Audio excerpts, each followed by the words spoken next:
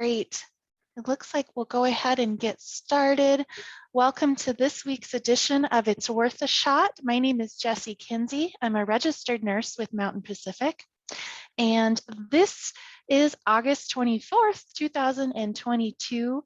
And believe it or not, today is the 32nd edition of our weekly open office and clinician hours.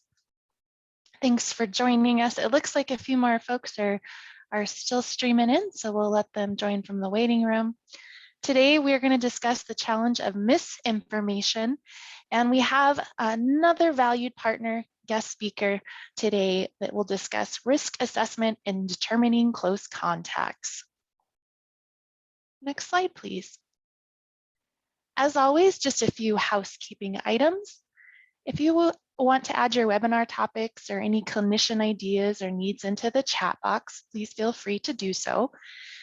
And of course, we'll continue to meet every Wednesday. And I'll just add that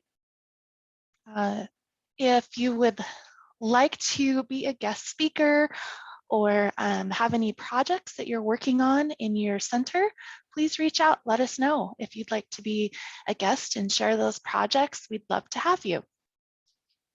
So polling question for this week, select your top 3 most trusted sources of information about COVID-19 vaccines.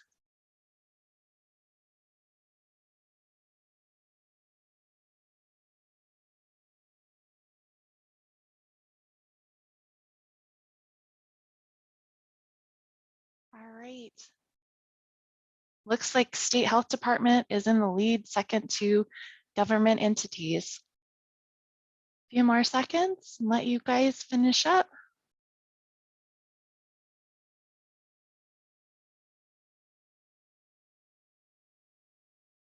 Thank you everyone for participating in these polling questions over the last several weeks. This helps us align our resources and identify educational needs and what we can do to support you in your center and your team. All right, we'll go ahead and end that poll.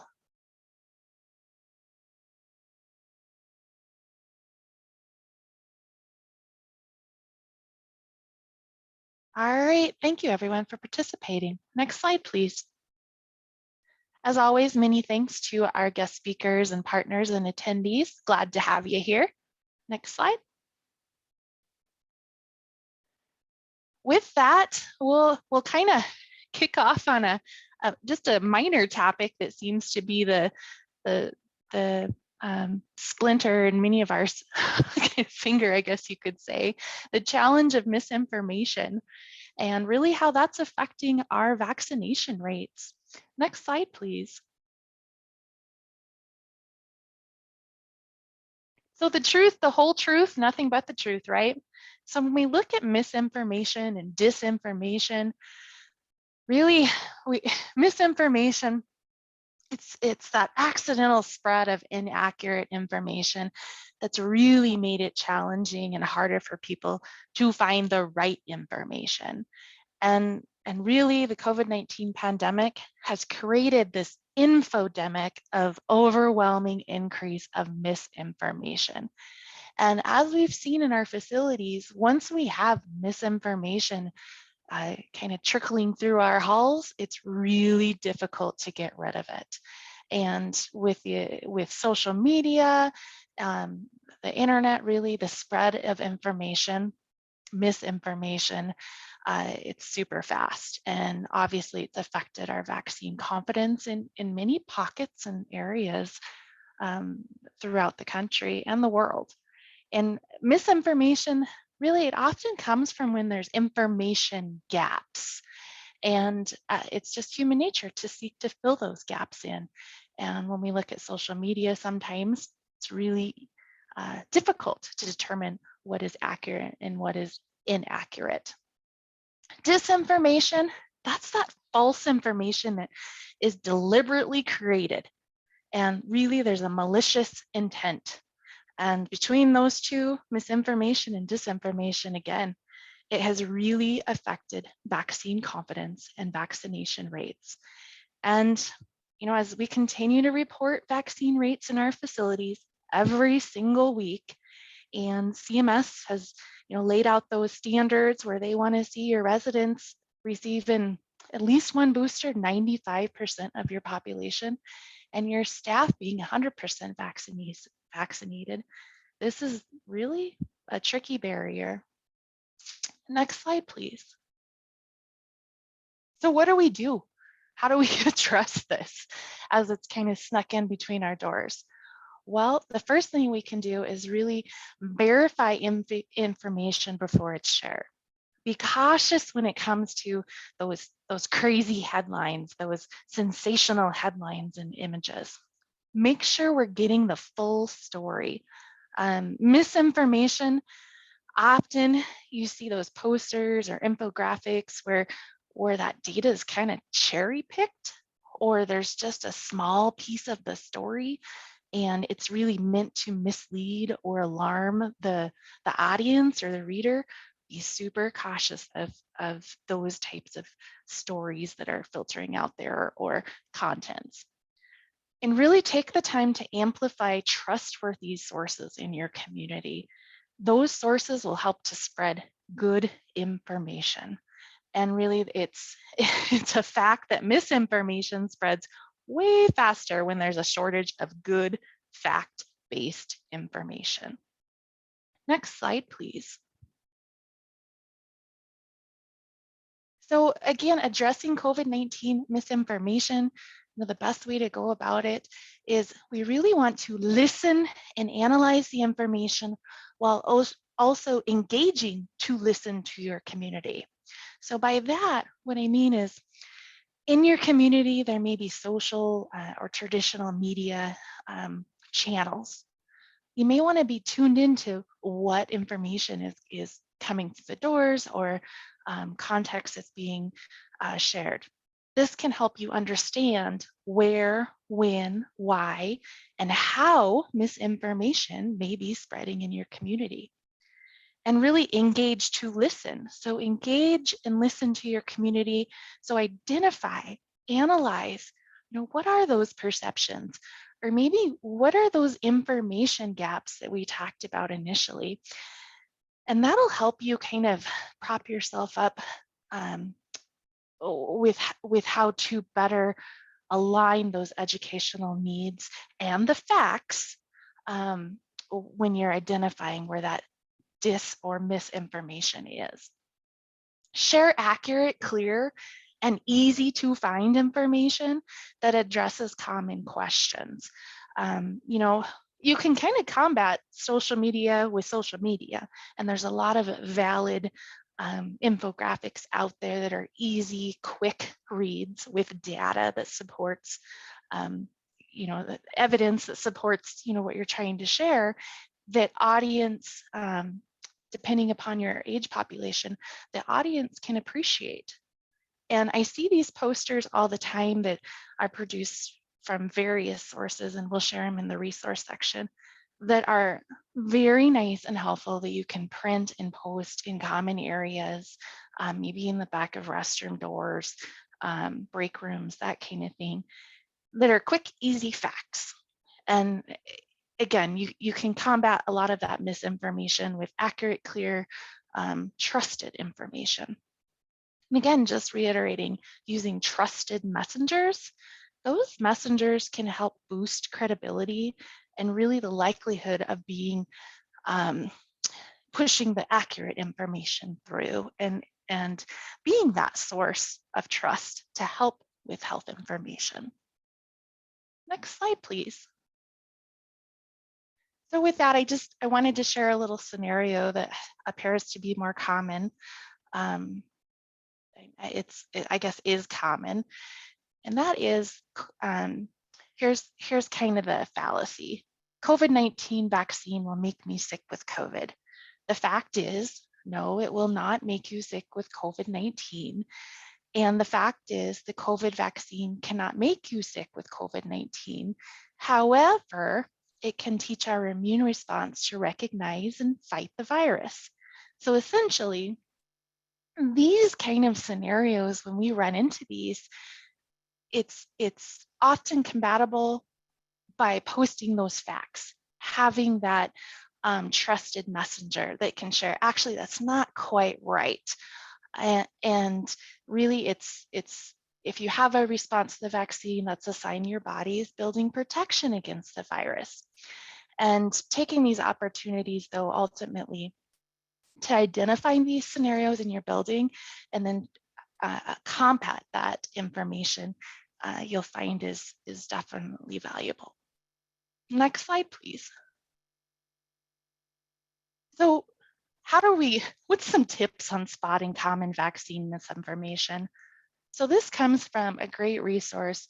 It's We Can Do This. It's developed by the United States Health and Human Service Department, and they have a ton of information on how to spot health misinformation. Few tips on here.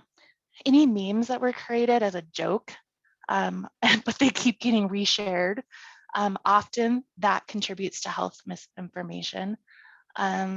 Be careful with your websites. Make sure that they're authentic. Quotations that may not have an end or a beginning. Pieces of the comments have been deleted or changed. Often, definitely they're suspect, right? Suspect of any truth within that. Cherry-picked statistics, shared a little bit of that earlier. Be cautious of that. Misleading graphs, old images, videos that have been edited to change meaning. Those are all kind of common types of ways that health misinformation can be shared forward.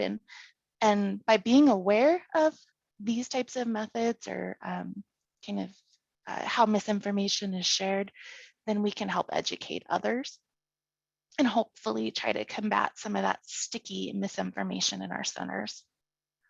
Next slide, please. So here's a few resources, and I can drop these in the chat too as we go on the presentation. Some of them are from CDC. This How to Spot Misinformation from stronger.org, that has some awesome resources in there. So again, I'll drop those in the chat for you. And next slide, please. So without further ado, we welcome our guest speaker, great partner from the Department of Health and Department of Health in Hawaii, actually, Kelly O'Leary, infection preventionist. She is here to share a risk assessment and determining close contact information with us. Thank you for being with us, Kelly. Sure. Aloha, everybody. So go ahead and we'll just dive right into it. Next slide.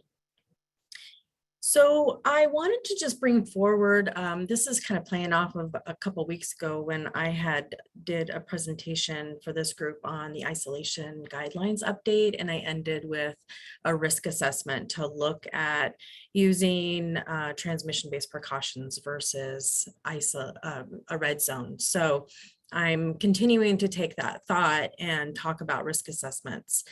And before I do, I just wanted to ask informal poll question, if you can put into the chat. The facilities, can you tell me if you have a infection control program risk assessment? So you can just type in yes, no. Do you have an infection control program risk assessment?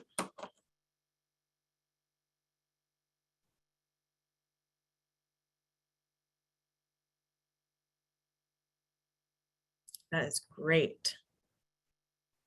Okay, good. So I won't spend a whole lot of time on that, but I just wanted to make a mention, thank you everybody, that, you know, I kind of see Joint Commission as like the highest standards. They do describe a risk assessment as, you know, a process, which I'm also going to review a scenario-based risk assessment and using a tool to make sure that you're documenting some of your actions. So it makes it easier to show a surveyor when they ask why.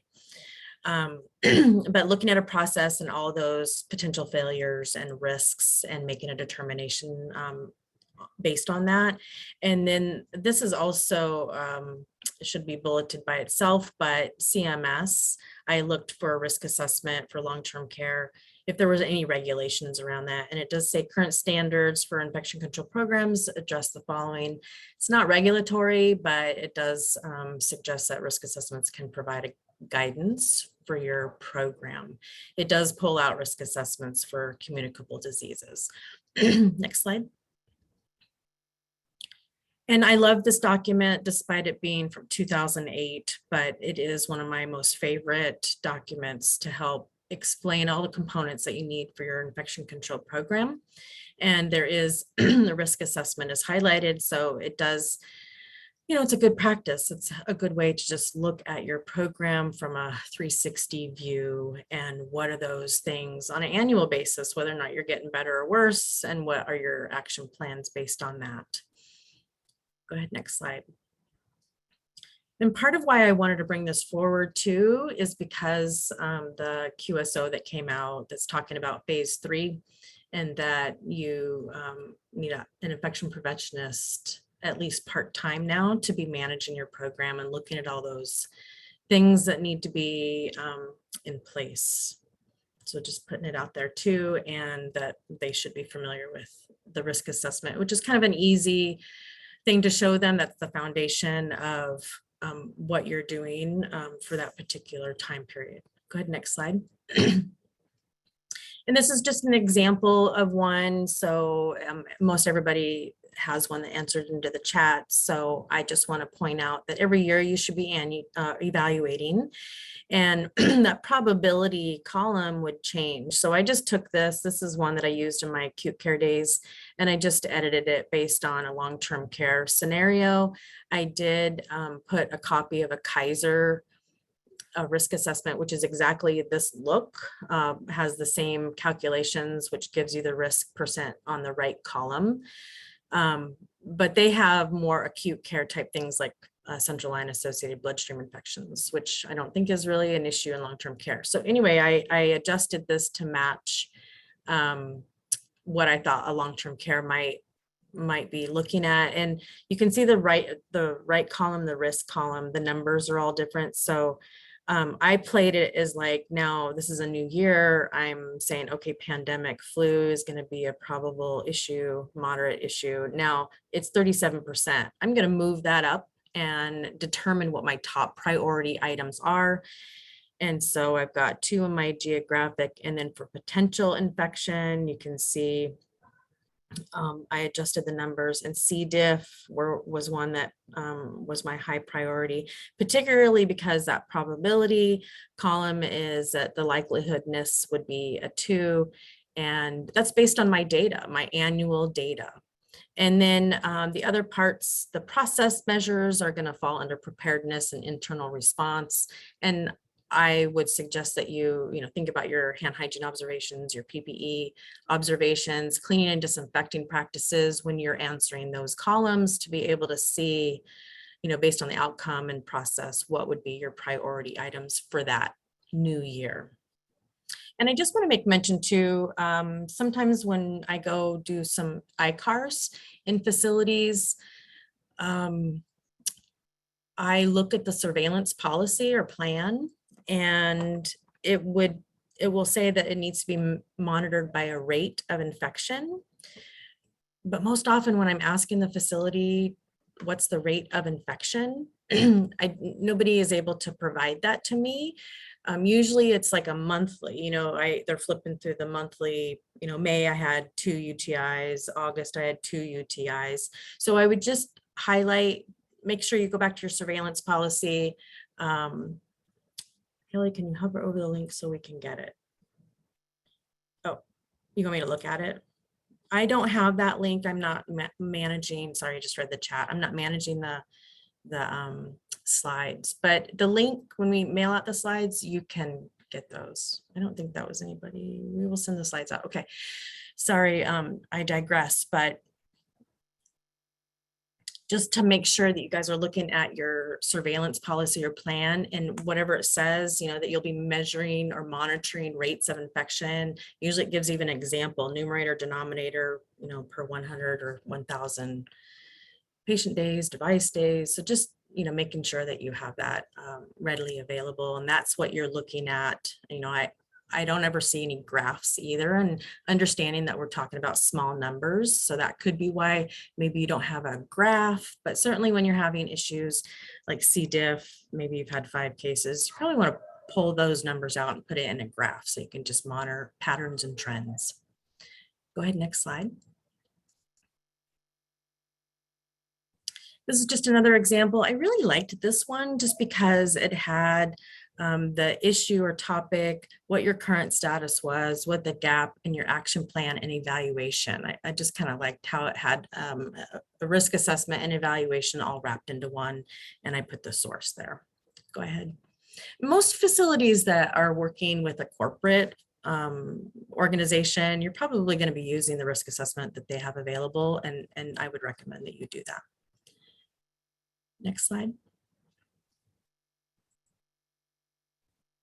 Scenario-based risk assessment, you can always use an SBAR when you're looking at a particular scenario. And I'm talking now about doing transmission-based precautions in a room versus a red zone. This is an example that I showed at that last presentation. And if you can go next slide, I filled it out according to the scenario and what I would do when I'm looking at a potential risk in my facility. So I just played out this department's 2 West, got the date. The participants, when I'm filling out a risk assessment, I'm gonna wanna include everybody. It's not me, Kelly, making the decision. I could fill it out, but I'm gonna want a team of people that review it and we all plan the action together. So the description of the hazard, you want to be as detailed as you can in something like this.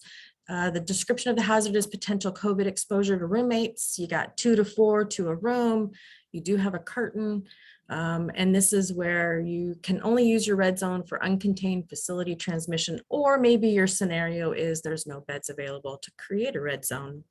Standard or reference, you want to look at that community transmission rate. And I just want to make comment, look at community transmission rate for healthcare, not community levels. Just want to make that clear. And then I put like 4 different CDC links. Maybe there's a Department of Health recommendation or document that you can add. I put a couple CMS documents, one including that blanket waiver that we talked about a couple meetings ago. What are the advantages? Minimum movement, could focus on those process measures. And then you're establishing or going back to transmission-based precautions. Disadvantages, there might be a COVID transmission to the roommate. So here's your severity and likelihood. So in the chat, put down what severity would you rate this now? So we've got Omicron, BA.5 circulating. Your facility needs to be also looking at what your up-to-date vaccination rate is. So how would you rate the severity of a COVID-19 in your facility? So when you're looking at those categories, you got 1 that's negligible, 2 minor. So maybe it's short-term injury or illness. Maybe you might have to give an antiviral. Moderate is that maybe they're a little bit more permanent injury or have to go to the hospital. So what severity would you rate COVID right now in your facility? That if somebody got COVID, what would be the severity? How would you rate it? Negligible, minor, moderate, major, or catastrophic. Catastrophic is if the roommate gets it, they could die. And this is where you really need your team to kind of help talk out what the risk is. Did nobody's wanting to guess? Moderate to minor. Yeah, I kind of thought it would be about minor. We have people are vaccinated. You want to look at what your vaccination rate is. So risk assessment summary, I added that it's, I just put a random number, 50% for staff, 80% for residents. And then you want to look at the likelihood. So what's the likelihood that there might be COVID transmission among roommates in your facility? Is it very unlikely, unlikely? And this unlikely is based on those process measures. Is it possible, likely, or very unlikely? What would you guys say?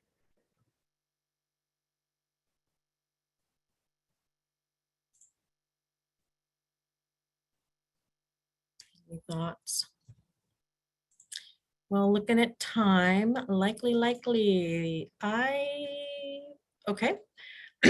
I kind of felt like, yeah, possible.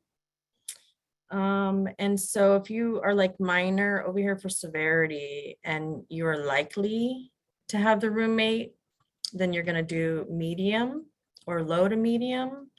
But you want to make sure to put your risk level under your action plan, things to add for your risk assessment summary, which kind of concludes why you're moving towards transmission-based precautions versus opening up a red zone. You've got fairly good up-to-date vaccination rates. You've got, COVID-19 right now, primarily in staff, from community exposure. Your last outbreak was a while ago. So maybe you've got some natural immunity there. Staffing levels contingent. Okay, so mention some process measures there too. So risk level could be low to medium. We're going to continue to monitor hand hygiene. We're going to educate staff. We're going to contact Department of Health and put down what they recommended, and then completed by. You can put your name, but there needs to be some sort of committee that approves it, just so it's not one person approving it. So hopefully that maybe helps the scenario-based risk assessment. I do think it helps in a survey scenario for you that you've really analyzed the risk. Next slide. And that's all on risk assessment. The next 2 slides, and we have 3 minutes, is on defining close contacts. This is higher risk exposure. The next slide is lower risk exposure. I just took these from the CDC guidance. And so a higher risk exposure is those that have had prolonged contact with somebody with COVID for 15 minutes or greater in a 24-hour period without wearing any PPE. And if the healthcare personnel was not wearing PPE or a respirator or eye protection, was the resident or patient wearing a mask? So that's something to think about. And then you got your aerosol generating procedure too at the third bullet, whether or not they were or weren't wearing masking or PPE. And then the work restrictions based on the up-to-date vaccination status. The other thing that plays into this process is the work restrictions table that I'm sure you guys are all familiar with, that has the conventional contingency and crisis staffing level. So you also need to play a part, or bring that into the equation. So basically, if they're up to date, no restrictions. If they've had prior COVID within the 9 days, no restrictions, just perform testing. And that's when you look at the table, you're going to do the 1 and 5 to 7 day after exposure, source control, monitor symptoms. If they're not up to date, then you're going to exclude them for work. But depending on, if you're going to test, you can bring them back after day 10 or after day 7. Next slide. And low risk is really nothing to worry about. These are folks that, wore their PPE. They are, regardless of if they're up to date or not, they did what they should, and therefore they don't have to be restricted from work. Monitor for symptoms. And obviously don't come to work when they're ill. Any questions in the last minute? Thank you. Thanks, Kelly. I see that Mary did put the link in for that template. So for those of you that were asking for the link to the assessment, it is in the chat box.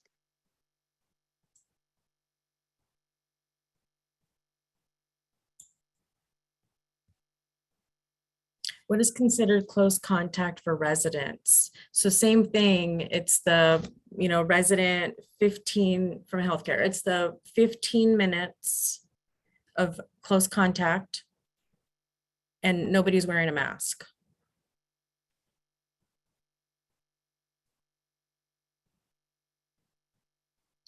I hope that answers the question. Healthcare workers wearing a mask and not a close contact, right? So if you look at that, if we go back a couple, it's a low risk, right? They're not a close contact. You could mark them down because it's somebody that you might want to be thinking about for if they were starting to show symptoms, but they're low risk because they were wearing their PPE. Thanks, Kelly. That's helpful. Yeah.